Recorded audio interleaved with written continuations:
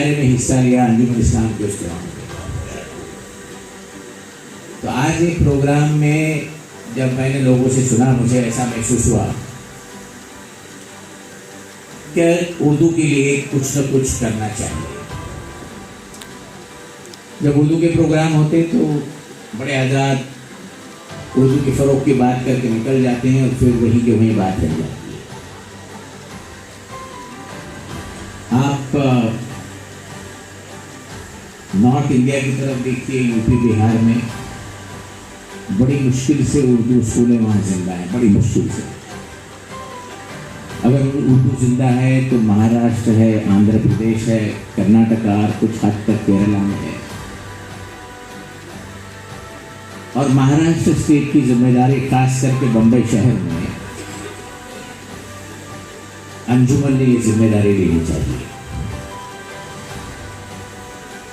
मैं आपसे बताना चाहूँगा, खास करके कैसर खालिद साहब वो मुझसे गुफ्तगू कर रहे थे, उन्होंने कहा कि उर्दू लर्निंग सेंटर्स बनाए जाए, खास करके बीटी में। इंशाल्लाह ये सेंटेनरी 150 ईयर्स के प्रोग्राम में हम उर्दू लर्निंग सेंटर एक बीटी पे, एक बांद्रा में और एक वर्सोवा में काम किया।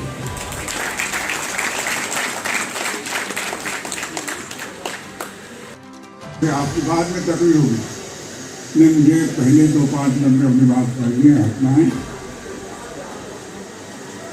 अव्वल तो ये है कि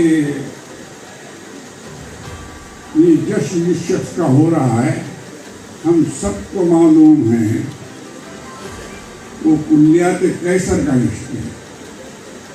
और हम सब जानते हैं कि कैसर साहब हमारे दरमियान मौजूद नहीं है। और मुझे ये एहसास हो रहा है, उसको ताज़ियत की कैफियत तारी करके देखें कि हमारे बाद इस महफिल में अफसाने बयां होंगे, हमारे बाद इस महफिल में अफसाने बयां होंगे, बहारें हमको ढूंढेंगे, न जाने हम क्या होंगे। ये कैफियत मुझ पर तो बहुत अच्छी तरह तारी है। ये कैफियत इसलिए तारी है कि मैं कैसर साहब को भूला नहीं हूँ। मुझे लगता है कि इसका जिक्र भी इस महफिल में होना चाहिए। नहीं लगता हमको मनो मिट्टी के नीचे दब गया हो, हमारे दिल से लेकिन कब गया हो। और आखिर में मैं कहता हूँ, आसमां तेरी लहर पर शब्द अफसानी करे, सब्ज़ैन और रस्सा धरती की कहवानी करे। आमीन कहिए सब। ये जलसा जिस उन्वान पर मुनक़िद है, 1964 में जब मैं वाकिफ में था कैसर जाफी साहब से, तब मैं मराठी लहजे में उर्दू बोलता था। इसके बावजूद भी बाद लोगों ने बुलाना शुरू कर दिया था। तो कैसर जाफी साहब की पहली किताब रंगे हिमा का इफ्तिताह था, वो डोंगरी पर जो हॉस्टल है, जाफर साहबान हॉस्टल का भी वहाँ हुआ था और मैं उसकी अनाउंसिंग कर रहा था।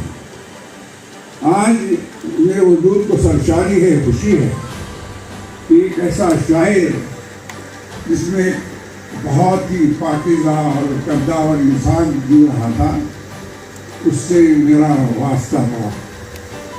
आज हमारे दरमियान नहीं है, लेकिन उनकी सारी बातें जो है उनको हमारी दुआओं का मुस्तहिक बनाती है। हम उनको फरामोश न करें। अब उस वक्त मेरी जो उम्र थी 1964 में जो है इस किताब का इजरा होता, और एक शेर मुझे न जाने क्यों पकड़ लिया उसने।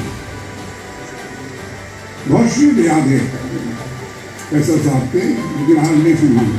एक शेर सुनाता हूँ। कभी तो रंगे हिना के नसीब जागेंगे।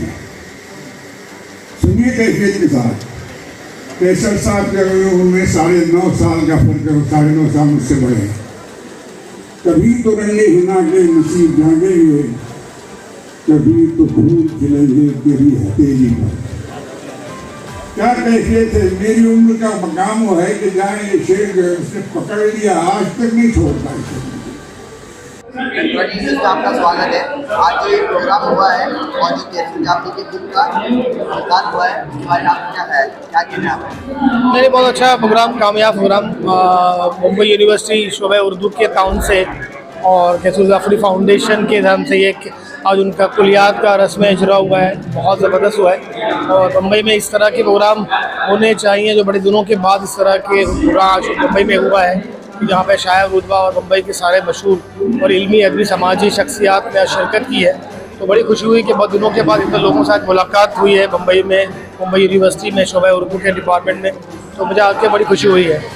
आदिया जो 499 है और हमें बहुत खुशी है कि भाई ये इसका इजरा 23 फरवरी को यूनिवर्सिटी में मुनक़िद हुआ। मैं इस मौके पर प्रोग्राम के ताल्लुक से कहना चाहूँगा कि कुलियात से कैसर जाफरी एक बहुत अहम किताब है इस वक्त अदब के लिए। अदब में एक इजाफा है, तो आप ज़रूर इसको ख़रीद के पढ़ें। और ये किताब जो है वो मुक्तब जामिया दिल्ली अलीगढ़ और सैफी बुक डेपो और शादाब के दुकान पे मौजूद है। तो बराए करम बम्बई में जिस कोने में है, हिंदुस्तान में जहाँ भी है, ये किताब बहुत दस्तियाब है। अगर आपसे नहीं है तो इरफान भाई से या गुफरान भाई से रब्ता करें, वो किताब आपको आसानी से दस्तियाब हो जाएगी। तो मेरी अपील है हमारे उर्दू पढ़ने लिखने वाले भाइयों से, बच्चों से, कि आप इस किताब को ज़रूर ख़रीद के पढ़ें और ख़रीद के पढ़ने की किताब की आदत डालें और किताब से फिर जुड़ें। लंदरानी न्यूज़ में आपका स्वागत है। और जो आज का ये प्रोग्राम मुनक़्क़िद हुआ है उसके बारे में आपके क्या ख्याल है और आपका क्या कहना है?